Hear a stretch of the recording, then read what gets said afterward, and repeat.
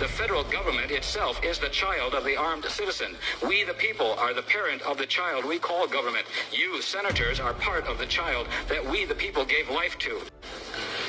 Thank you for the opportunity to testify today. The following statement will attempt to answer the question of the legitimacy and the need of the citizen militia. Not only does the Constitution specifically allow the formation of a federal army, it also recognizes the inherent right of the people to form militia. Further, it recognizes that the citizen and his personal armament are the foundation of the militia. The arming of the militia is not left to the state, but to the citizen. However, should the state choose to arm its citizen militia, it is free to do so, bearing in mind that the Constitution is not a document limiting the citizen, but rather limiting the power of government. But should the state fail to arm its citizen militia, the right of the people to keep and bear arms becomes the source of the guarantee that the state will not be found defenseless in the presence of a threat to its security.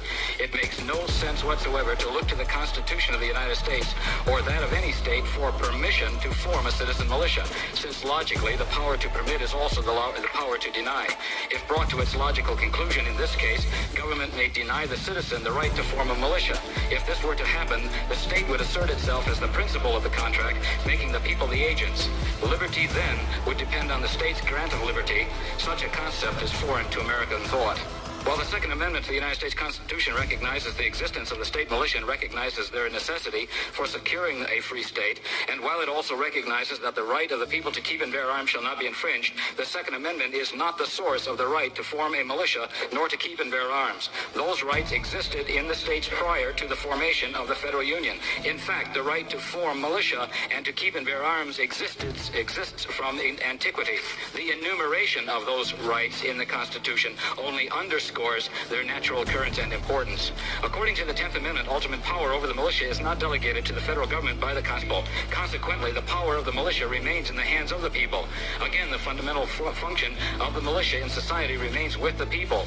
Therefore, the Second Amendment recognizes that the militia's existence and the security of the state rests ultimately in the people, who volunteer their persons to constitute the militia and their arms to supply its firepower. The primary defense of the state rests with the citizen militia bearing its own arms. Fundamentally, it is not the state that defends the people, but the people who defend the state. The second line of defense of the state consists of a statutory organization known as the National Guard. Whereas the National Guard is solely the creation of statutory law, the militia derives its existence from the inherent inalienable rights which existed before the Constitution and whose importance are such that they merit specific recognition in that document.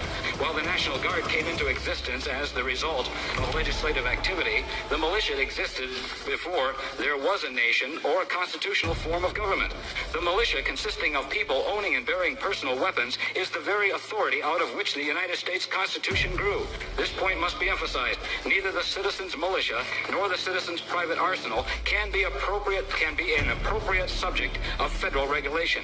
It was the armed militia of the American colonies whose own efforts ultimately led to the establishment of the United States of America. While some may say that the right to keep and bear arms is granted to Americans by the Constitution, just the opposite is true. The federal government itself is the child of the armed citizen. We, the people, are the parent of the child we call government. You, senators, are part of the child that we, the people, gave life to. The increasing amount of federal encroachment into our lives indicates the need for parental corrective action. In short, the federal government needs a good spanking to make it behave. One other important point needs to be made. Since the Constitution is the limiting document upon the government cannot become greater than the granting power. The servant cannot become greater than its master. Therefore, should the chief executive or other branch of government or all branches together act to suspend the Constitution under a rule of martial law, all power granted to government would be canceled and deferred back to the granting power, that is the people. And I'll conclude with this statement: martial law shall not be possible in this country as long as the people recognize the Bill of Rights as inalienable.